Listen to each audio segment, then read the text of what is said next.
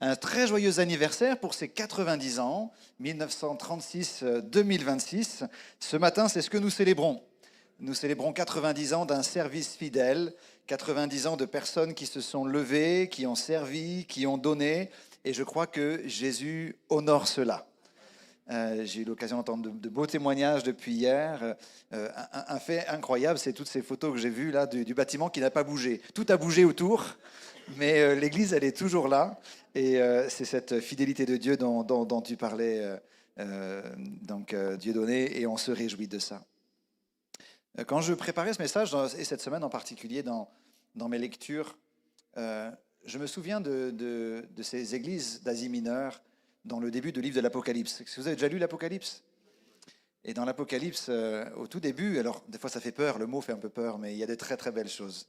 En fait, c'est un livre d'adoration, l'Apocalypse, et qui invite l'Église à adorer. Ça, c'est pour les chorales. Et en fait, dans le début de ce livre, il y a Jésus qui marche au milieu des églises. C'est l'image des chandeliers, si vous avez déjà lu ça. Et puis Jésus qui marche au milieu des églises et qui a un message à leur donner. Église d'Éphèse, de Smyrne, de Pergame, de Thyatire, etc. Et en particulier, quand vous regardez l'église d'Éphèse, la première église à laquelle il s'adresse, Jésus va lui dire, après 40 ans d'existence, c'est à peu près la période qu'on pense d'existence de l'église, l'Apocalypse a été écrit à la fin du 1er siècle, après 40 ans d'existence, il lui dit, je connais tes œuvres, je connais ton travail, je connais ta fidélité, ta persévérance, mais il y a quelque chose qui peut-être pourrait manquer. Tu as abandonné ton premier amour. Et cela me rappelle qu'on peut continuer à servir Dieu et passer à côté de l'essentiel. Et c'est ce que j'aimerais vraiment partager avec vous ce matin. C'est une question que Jésus a pour nous, comme il avait pour une femme, une seule question qu'il a posée. Et cette question, elle commence par notre prénom. On va le lire dans Luc chapitre 10, au verset 38. C'est des petits versets, mais un grand message. Luc 10, 38, je le lis, ça va s'afficher dans la version Semeur.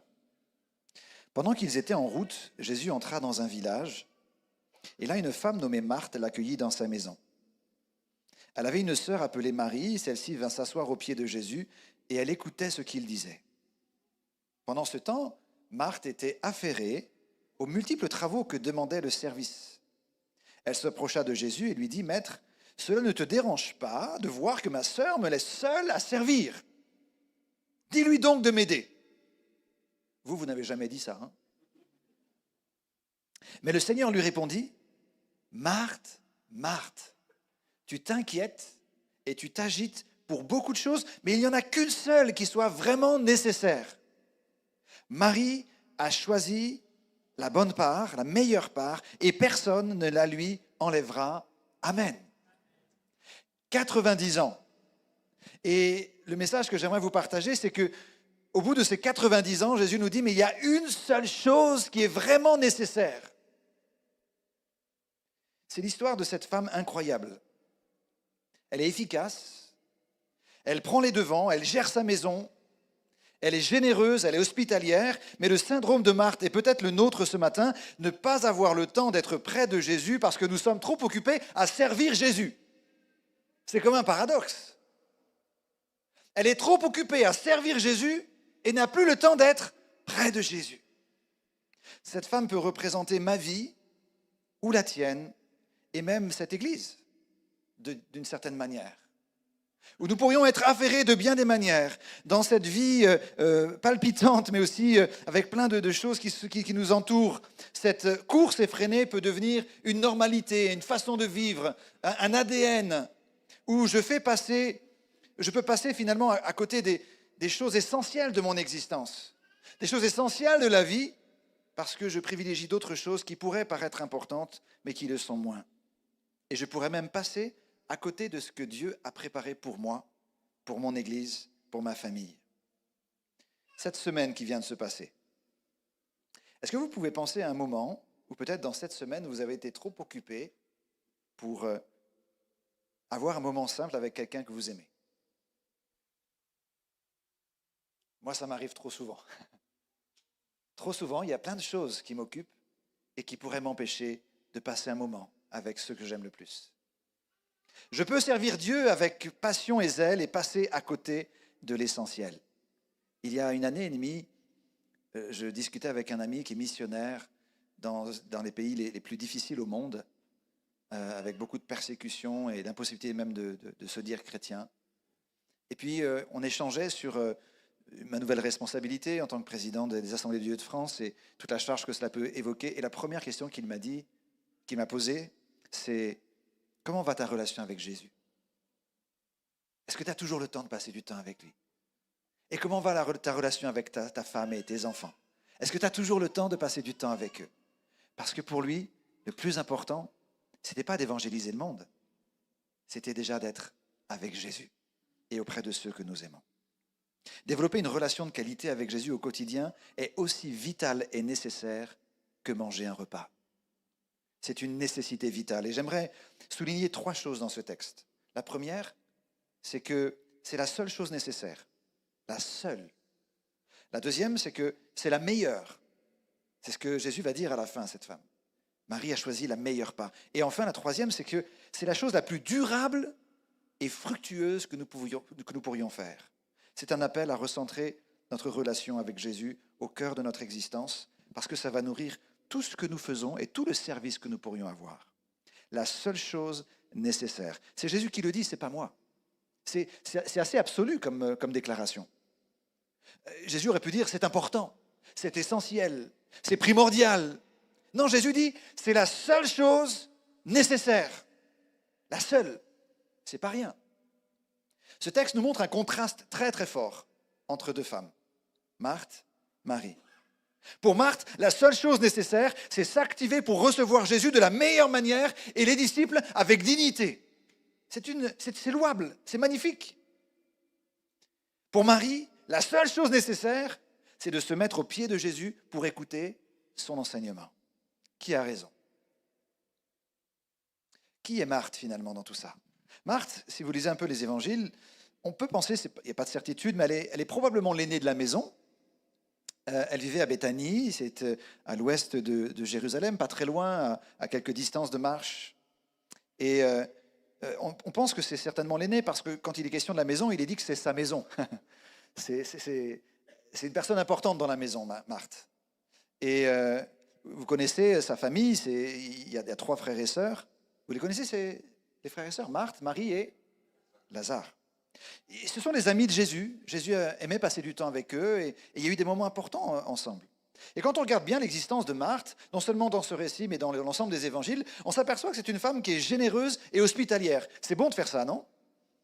C'est bon d'être généreux et hospitalier. Et notamment, surtout dans le contexte oriental dans lequel elle a vécu, dans sa culture personnelle. C'est peut-être pas ce que vous faites ici à Maromme, mais elle lavait les pieds des gens quand ils arrivaient dans sa maison. Pour nous, ce sera d'autres pratiques plus normandes. Hein. Ils avaient l'habitude d'oindre la tête des invités avec de l'huile pour les rafraîchir du soleil, de la chaleur, de la route. On accueillait avec de l'eau, avec du café, avec un bon repas. C'était ça la générosité. Et lorsqu'elle reçoit Jésus et les disciples, elle s'affaire, et c'est normal parce qu'elle est généreuse et hospitalière. C'est une femme au service. Une femme au service. Elle aime être active parce qu'elle aime faire plaisir aux autres. Et on sent qu'il y a des questions qui se mettent un peu dans son cœur là-dessus. On discerne une petite histoire de famille. Il y en a des histoires de famille en Normandie, ça arrive. Vous savez, entre les frères et sœurs. Et donc c'est l'aînée en plus. Alors du coup, en tant qu'aînée, certainement qu'elle a été habituée, la première, à s'occuper de la maison. Maman et papa lui ont dit, faut que tu montres l'exemple à ton frère et à ta sœur. Et puis là, du coup, alors qu'elle a grandi, elle dit encore les mêmes choses à ses frères et sœurs en disant, mais comme d'habitude, c'est encore à moi de m'en occuper. C'est comme ça chez vous aussi? Et j'entends Marthe qui dit, mais pourquoi est-ce que je suis seule à servir ici? Pourquoi est-ce que mon frère, ma sœur, ils sont tranquilles à écouter Jésus, là, et moi je suis toute seule à les recevoir? Alors c'est ce que nous devons faire. Nous devons être généreux, hospitaliers et au service. C'est toujours les femmes qui doivent s'occuper du service. C'est ce qu'elle a dû se dire. Et Marie, qui est une femme, elle respecte pas le protocole. Elle devrait être avec moi. Marthe est une femme responsable. Elle prend l'initiative. Elle est prête à servir Jésus. Quand il faut poser les questions de qui va préparer à manger, de qui va mettre la table, tout de suite, vous avez Marthe qui se lève et qui dit « je suis là ». En première lecture, dans ce texte, on peut penser, et nous avons raison, que Marthe, c'est la personne qui a la tête sur les épaules. Marthe, elle est responsable. Et Marie, eh bien, elle semble être la personne distraite, celle qui ne se rend pas compte de ce qu'il y a à faire. Elle s'assoit à l'église le dimanche matin et elle ne se rend pas compte que pour que tout ça soit opérationnel, il y a des gens qui ont nettoyé, il y a une chorale qui a répété pendant des heures, il y a un pasteur qui s'est préparé à prêcher, etc. Ils ne se rendent pas compte et ils s'assoient. Et Marie, c'est celle qui pourrait paraître distraite. Mais ce qui est impressionnant dans ce texte, c'est que Jésus renverse notre analyse. Alors que nous, on voit Marthe comme responsable et Marie comme distraite, Jésus est en train de montrer que c'est Marie qui est responsable et Marthe qui est distraite. J'aimerais vous le montrer parce que dans notre texte, il est dit « Marthe était affairée aux multiples travaux que demandait le service ». Dans notre traduction française, ça ne ressort pas vraiment, mais dans le texte original, le sens de ce mot « être affairé » signifie se laisser distraire, éloigner et retirer de l'occupation principale. En anglais, puisque je sais qu'il y a des gens qui parlent anglais dans la salle, ils ont traduit avec ce mot « distracted », être distrait. En fait, c'est le contraire de ce qu'on pourrait penser initialement. Il y a beaucoup de bruit dans la vie de Marthe. Il y a beaucoup d'agitation dans son cœur. Et alors qu'elle pense être responsable, elle est en train de passer à côté de ce qui était le plus important dans son existence à ce moment-là. Être aux pieds de Jésus et dans sa présence. Et Marie qui paraissait distraite en disant « mais elle ne se rend pas compte de tout ce qu'il y a à faire dans la pièce. Elle ne se rend pas compte de tout ce qu'il y a à faire dans l'église. » Eh bien Marie, Jésus est en train de souligner qu'elle est focalisée sur l'essentiel. Elle est responsable pour dire « je suis prêt à tout laisser pour me concentrer sur ce qui est le plus important dans mon existence, être avec Jésus. » Les petites choses du quotidien peuvent me faire passer à côté de l'essentiel. De quoi ai-je vraiment besoin? C'est ça la question. Marthe pensait avoir besoin de servir Jésus et les disciples présents, alors que son vrai besoin était d'écouter Jésus. Nous avons, nous aussi, besoin de sortir du tumulte du quotidien. Vous savez que nous avons des notifications sur nos téléphones aujourd'hui qui sont intempestives. On a chacun nos techniques. Hein. Moi, par exemple, j'ai plus du tout de son, j'ai plus rien, j'ai plus de vibration. Je vais voir mes notifications quand je veux, sinon je m'en sors pas. Mais on estime, en fonction des personnes, de 150 à plus de 4500 notifications par jour. Et chez les ados, il y a des ados ici, ce sont ceux qui consomment beaucoup, il y a des notifications incessantes. Mes enfants me disaient, en plus on est obligé de répondre tout de suite parce que si les gens voient que tu as vu le message mais que tu ne réponds pas, ça ne va pas le faire. Et pour ceux qui sont dans le monde du travail, il y a une enquête récente qui disait que 79% des employés se déclarent distraits au travail. Parce qu'il y a toujours quelque chose, quelqu'un qui vient, etc. Certains préfèrent même un peu de télétravail, ça permet d'être moins distrait. Mais nous sommes dans un environnement de tourbillon, d'une vie qui nous emporte dans un tourbillon, d'un tumulte, occupé à 1000 choses en même temps. C'est ce qu'on appelle l'anxiété. C'est ce qui génère de l'anxiété.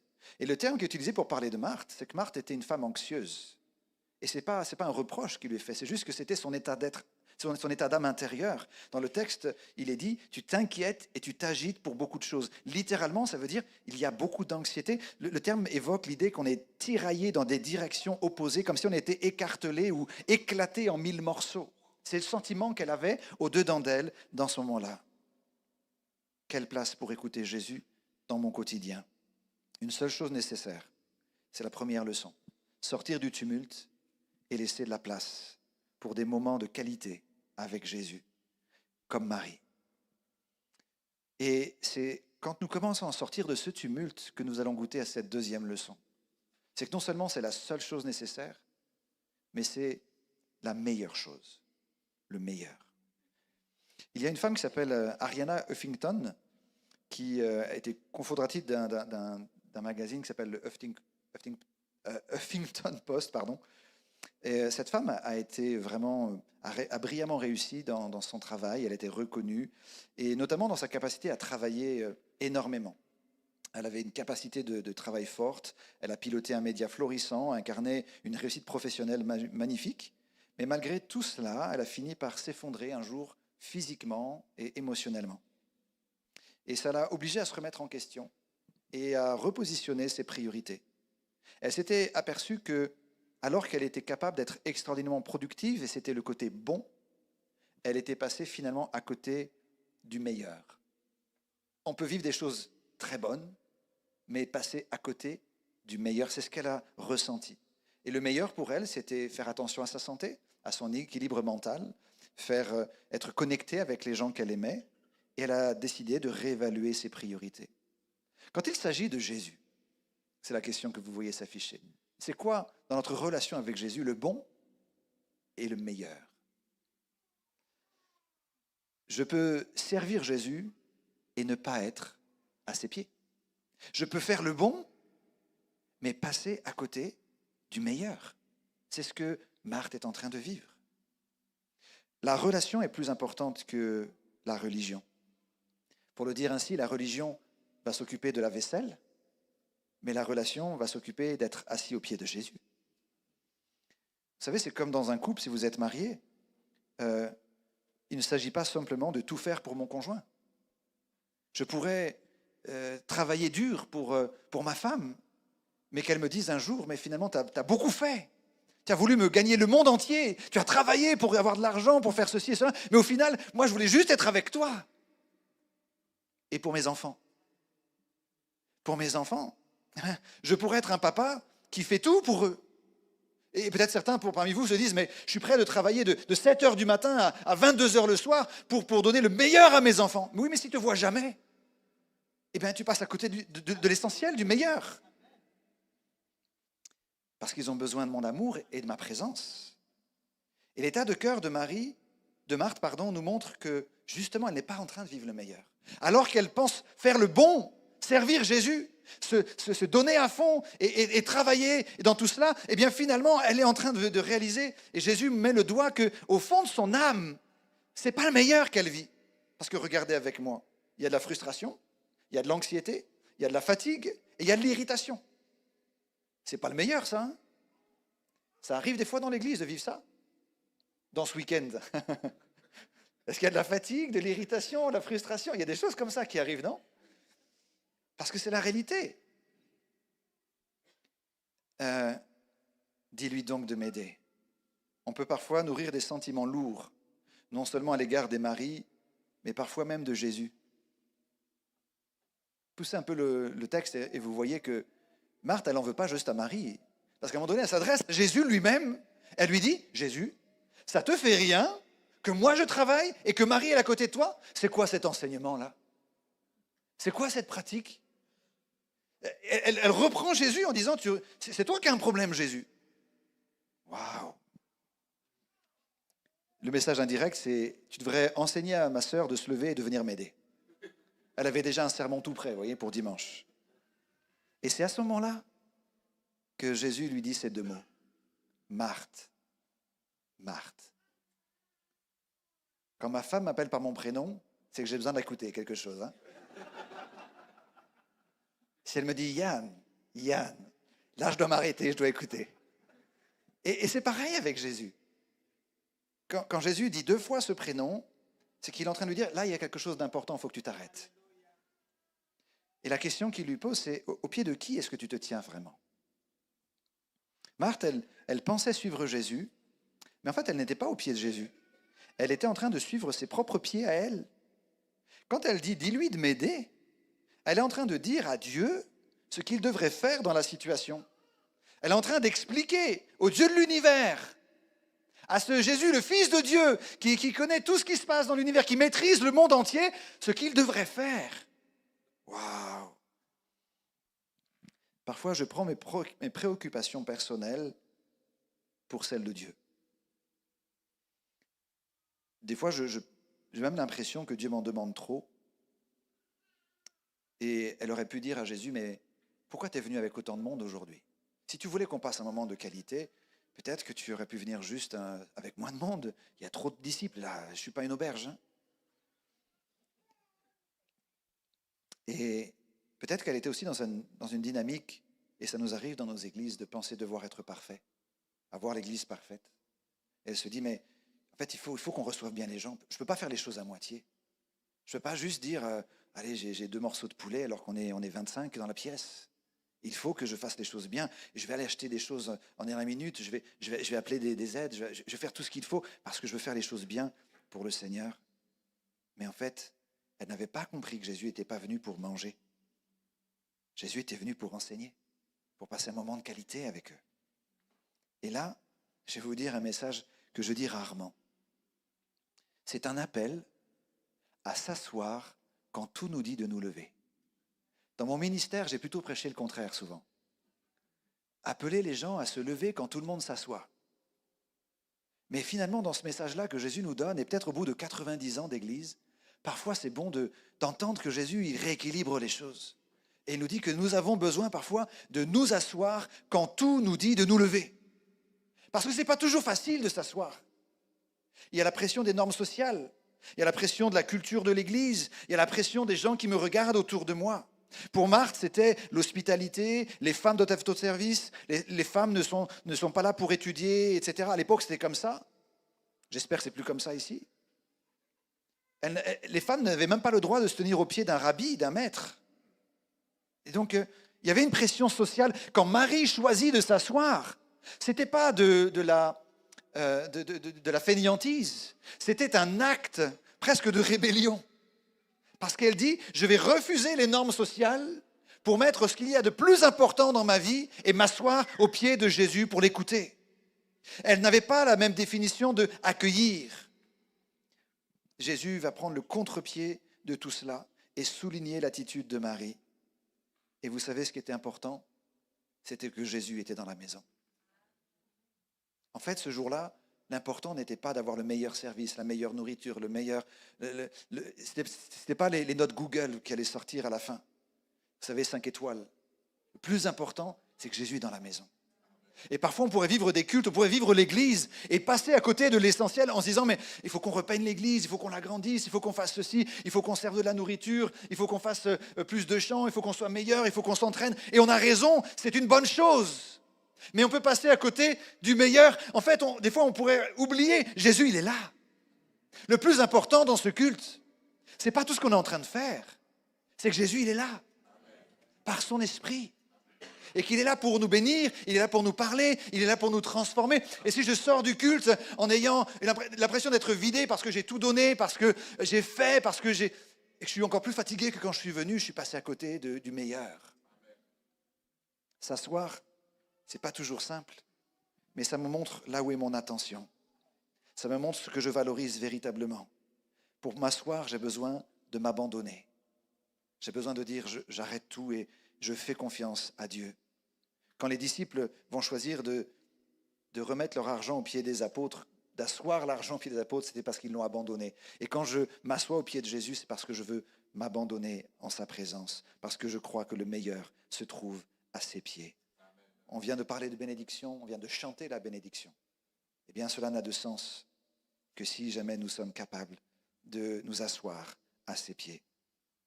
Et c'est là que la dernière question, la dernière leçon que j'aimerais prendre avec vous, c'est que c'est la seule chose nécessaire, si c'est la meilleure chose, eh bien, Jésus nous enseigne que c'est aussi la chose qui est la plus durable et la plus fructueuse. C'est une citation d'un auteur chrétien, Kevin de Jong, qui dit ceci: nous ne dirons pas non à plus de folie tant que nous ne pourrons pas dire oui à plus de Jésus. Nous continuerons à choisir les petits fours plutôt que le pain de vie. Nous choisirons la fanfare du monde plutôt que les pieds de Jésus. Nous choisirons l'agitation plutôt que la bénédiction. Là, l'enjeu qui est derrière tout ça, c'est l'enjeu du fruit que nous allons porter et de faire quelque chose de durable. Écouter n'est pas simplement pris dans ce texte comme l'idée d'une écoute physique, mais d'une démarche d'obéissance pour se mettre ensuite en action. Et voilà ce que j'ai découvert en relisant bien ce texte. C'est qu'il y a eu beaucoup de disciples autour de Jésus. Vous en connaissez certainement plein. On pense à Pierre, on pense à Jean, à Jacques, on pense à ces femmes qui sont là. Mais au final, vous savez qu'à la fin de l'Évangile, il est dit que tous l'ont abandonné. Ils sont tous partis. Et autour de la croix, il y en avait très peu. Et la plupart suivaient de loin. Mais dans l'évangile de Jean, il y a un moment très, très étonnant. C'est dans Jean chapitre 12. C'est toujours à Béthanie et J'aimerais en lire une partie de ça pour que vous puissiez comprendre ce que j'essaie de souligner. 6 jours avant la Pâque, dans Jean 12, Jésus se rendit à Béthanie où habitait Lazare, qu'il avait ressuscité. On est juste après la résurrection de Lazare. On prépara là un festin en son honneur. Écoutez bien, Marthe s'occupait du service. Alors on n'est pas étonné, on la connaît. Et Lazare avait pris place à table avec eux. Marie prit alors un demi-litre de nard pur, un parfum très cher. Elle le répandit sur les pieds de Jésus et les essuya avec ses cheveux, et toute la maison fut remplie de l'odeur de ce parfum. Waouh! Ça, c'est un moment fort qui est en train de se passer. Elle va répandre le parfum sur les pieds de Jésus, et Jésus va intervenir. Parce que ce jour-là, tout le monde s'est énervé contre Marie. Tout le monde s'est énervé contre elle. Et l'un d'entre eux, c'était le trésorier. Il y a un trésorier ici? Le trésorier s'est levé, il a dit, non mais c'est n'importe quoi là, ce qui se passe ici. Si on avait été sage avec ce nard-là, on l'aurait vendu, on aurait récupéré de l'argent et on aurait béni les pauvres. C'était magnifique. Bon, le texte fait une petite parenthèse en disant qu'il ne se souciait pas vraiment des pauvres parce qu'en fait c'était un voleur et qu'il piquait dans la caisse. Mais ça, c'est une autre histoire. C'était Judas. Mais au-delà de Judas, le traître, tout le monde avait la même pensée en disant, mais qu'est-ce qu'elle fait là? C'est n'importe quoi. Mais Jésus va dire, laissez-la faire. C'est pour le jour de mon enterrement qu'elle a réservé ce parfum. En fait, en Jean 12, avant même la crucifixion, avant même la mort de Jésus, avant même que tous les disciples s'en aillent, c'était la seule qui avait compris ce que Jésus était en train de leur dire. Parce que ça faisait des mois que Jésus leur disait qu'il devait aller à la croix, qu'il devait mourir pour les pécheurs, qu'il devait mourir pour eux et ressusciter le 3e jour, mais personne n'avait saisi. Même Pierre lui avait dit à Jésus, mais s'il me fallait mourir à ta place, je le ferais. Jésus dit, non, tu n'as rien compris, Pierre. Et les autres disaient, mais ils ne comprenaient pas l'idée d'un Jésus victorieux qui devait mourir à la croix. Personne n'avait saisi ça, mais Marie, oui. Pourquoi? Parce que c'était tenu aux pieds de Jésus. C'est la seule qui avait écouté attentivement et reçu un message extraordinaire. Elle a fait ce geste ce jour-là de briser ce parfum de grand prix parce qu'elle a écouté Jésus. Et ça me montre que mon service, ce message, ce n'est pas pour nous dire qu'on doit arrêter de servir. C'est juste pour nous dire que quand je sers Jésus, j'ai besoin de le faire à partir de ce que Dieu dépose en moi quand je l'écoute. C'est pas, je sers de l'extérieur pour essayer de remplir mon être intérieur qui a besoin de paix, de joie et qui est plein d'anxiété. C'est, je me tiens dans la présence de Jésus et parce que je suis nourri de sa présence, de sa parole, d'une compréhension de ce qu'il veut faire avec moi, qu'alors je me mets en mouvement parce que je suis plein de Jésus, parce que j'ai passé des moments en sa présence. Qui est Marthe? Marthe, ce sont tous ceux qui se lèvent pour servir. Tous ceux qui se lèvent avec passion, pour faire l'accueil, pour servir la nourriture pour ceux qui sont dans le besoin, pour aller dans la maison juste en face, là, distribuer la nourriture tous les jeudis. Ce sont tous ceux qui s'impliquent dans les équipes de louanges, comme tous ceux qui sont là avec nous, et merci pour ce que vous faites. Vous êtes des Marthes. Et c'est tous ceux qui prêchent comme moi. Ce sont tous les pasteurs, ce sont tous ceux qui font le ménage pour que ce soit propre le dimanche matin. Tous ceux qui, comme chacun d'entre nous, nous voulons être actifs, engagés, généreux, hospitaliers. Marthe, c'est moi. Et c'est ça que j'ai besoin de réaliser. Marthe, c'est pas l'autre. Marthe, c'est moi. Je réalise que, en tant qu'Église et en tant qu'individu, je peux vivre de la frustration, de l'anxiété, de l'irritation. Vous savez, ce qui me choque dans ce texte, c'est que souvent, parfois des prédicateurs ont pris ce texte pour faire une opposition en disant « on a besoin d'être dans la présence de Jésus » et on a opposé l'Église au travail séculier. Comme pour dire on a besoin de passer moins de temps dans le monde et plus de temps avec Jésus. Ce n'est pas le message ici. Ce n'est pas du tout le message. Parce que Marthe et Marie sont deux personnes qui sont dans l'Église en train de servir. C'est ça l'image. Ce n'est pas une opposition entre le fait de travailler à plein temps pour Jésus ou de travailler dans une entreprise. Le message, c'est que quand nous servons Jésus, quel que soit notre statut, plein temps ou pas plein temps, quand nous servons Jésus, nous avons ces deux possibilités de pouvoir le servir avec nos forces, avec notre conviction personnelle, ou de nous laisser transformer par sa présence qui va irriguer et nourrir tout ce que nous faisons pour lui. Le bon, c'est le servir et l'hospitalité, mais l'essentiel, c'est la communion. Et nous avons besoin ce matin de remettre de l'ordre dans tout cela. Servir à partir de ce que Dieu dépose en moi quand je l'écoute. C'est un enjeu pour ma vie personnelle sur lequel j'essaye de veiller. Servir, non pas en sacrifiant ma famille, mes enfants et ma femme, mais servir en nourrissant mon service de la joie que j'ai d'être dans ma famille. C'est parce que je suis content d'être et heureux avec mon couple et mes enfants qu'alors je peux servir Jésus. C'est parce que je suis rempli de la présence de Jésus qu'alors je peux servir l'Église et les autres, et pas l'inverse. Ça vient toujours de ce qui est au fond de moi. Et s'il y a de la frustration, de l'anxiété, de l'angoisse, c'est ça que j'ai besoin de gérer, pour me laisser remplir par l'amour, la plénitude de joie de Jésus qui est là.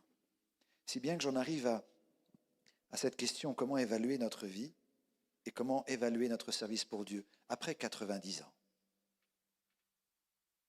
Et vous voyez ces trois mots, j'aimerais en parler quelques instants avant de conclure. Parfois, on pourrait penser que l'évaluation, c'est la réussite.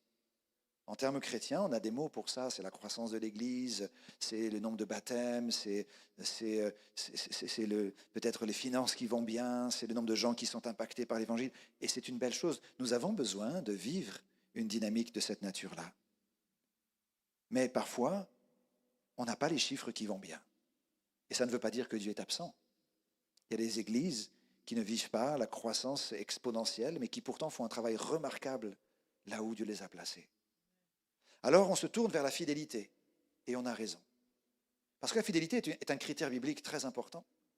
D'ailleurs, dans cette parabole, il est dit « bon et fidèle serviteur » à la fin. C'est-à-dire que, au-delà de tout ce que j'aurais fait, au-delà de toutes les réussites que j'aurais ou pas eues, l'important, ce sera la fidélité.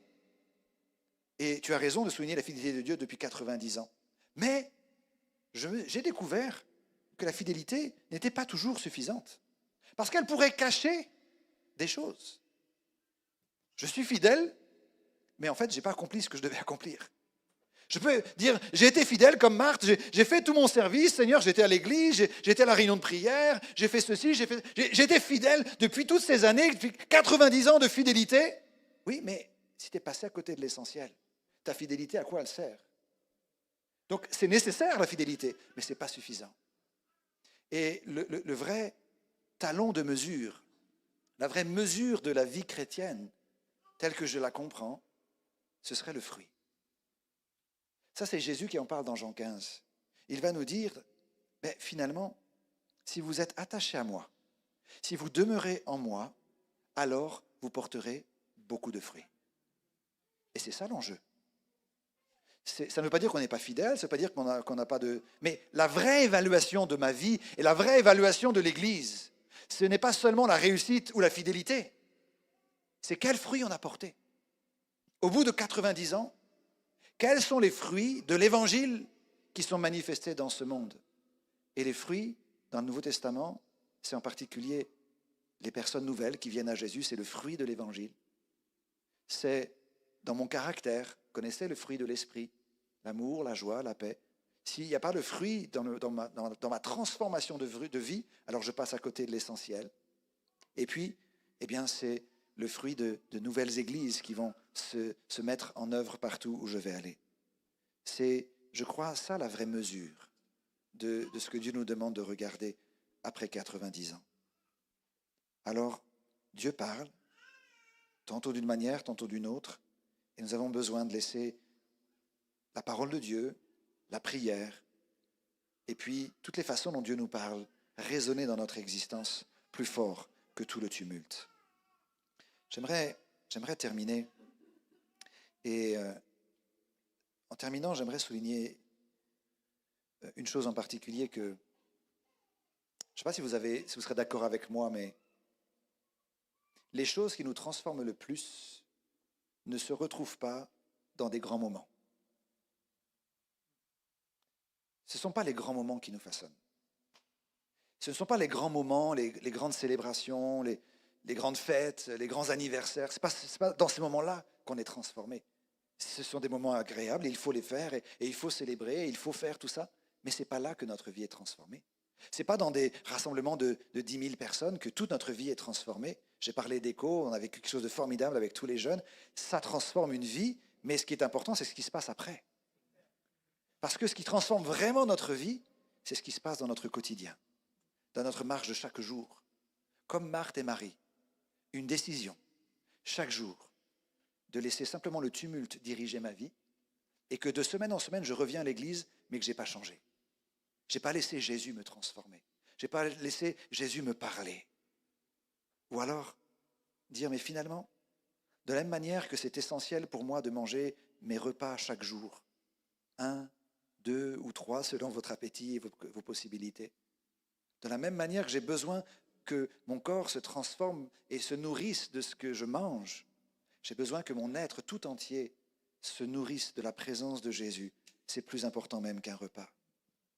Et pour pouvoir repositionner Jésus au centre. Comprenez-moi bien, ce message ce matin n'est pas un message à s'arrêter de servir. Parce que d'ailleurs, quand vous lisez le texte qui est juste avant celui qu'on vient de lire dans Luc 10, ce texte fait suite à la parabole du bon samaritain. Et j'ai presque hésité à vous prêcher sur cette parabole-là, parce qu'elle est magnifique. C'est une parabole qui nous dit, mais on a besoin au contraire d'être présent dans le monde et de manifester l'amour de Jésus à tous ceux qui nous entourent. On doit être présent et se lever pour ça. Et là, il y a comme un équilibre à trouver. Ce n'est pas arrêter de servir, mais c'est servir en étant nourri de la présence de Jésus. Quand Jésus dit ton prénom ce matin, quand il dit Marthe, Marthe ou Yann, Yann, qu'est-ce qu'il a à te dire? De quelle manière ce message résonne en toi?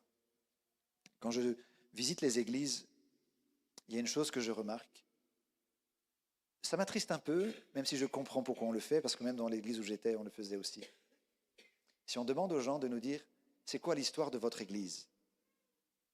Toutes les églises, sur leur site internet quasiment, faites le test, vont vous dire des dates, un bâtiment et un pasteur.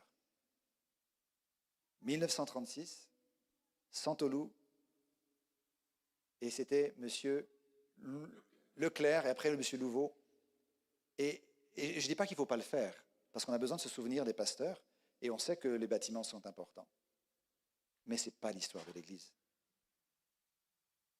C'est pas l'histoire. On ne peut pas résumer l'histoire d'une Église à des cycles pastoraux et à des changements de bâtiments. Il y a quelque chose de plus à vivre. Et le défi d'une Église qui a 90 ans, c'est justement de revenir à l'essentiel. De revenir à ce qui fait qu'on est une Église.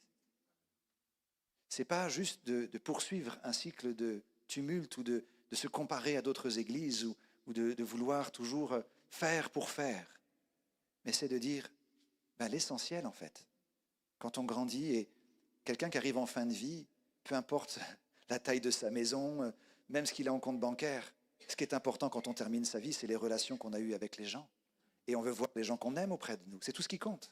Quand on a 90 ans, ce qui compte, ce n'est pas ce bâtiment-là. Il faut l'entretenir, c'est un moyen. Ce n'est pas le nombre de pasteurs que vous avez eu. Et merci pour les pasteurs qui sont là. Ils sont nécessaires, ils servent. Ce sont des serviteurs.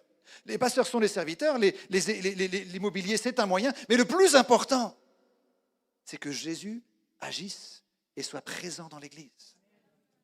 Le plus important de ce culte, c'est que Jésus transforme nos vies. C'est que Jésus transforme nos familles. C'est que sa paix vienne dans nos cœurs. Et que quand on va se quitter, vous ne soyez pas ni frustrés, ni traumatisés, ni fatigués, mais que vous disiez, mais Jésus, je veux me tenir dans ta présence tout au long de cette semaine. Alors mon défi pour vous cette semaine, de quelle manière vous allez pouvoir placer Jésus au centre de votre vie? On va prier dans quelques instants. De quelle manière cette Église, avec tous les leaders, de quelle manière vous allez faire le choix de dire, on veut s'assurer que Jésus est à la bonne place? Qu'on n'est pas en train de devenir une église Marthe, mais qu'on veut véritablement être une église Marie, qui écoute, qui discerne les choses à l'avance et qui annonce Jésus dans ce monde.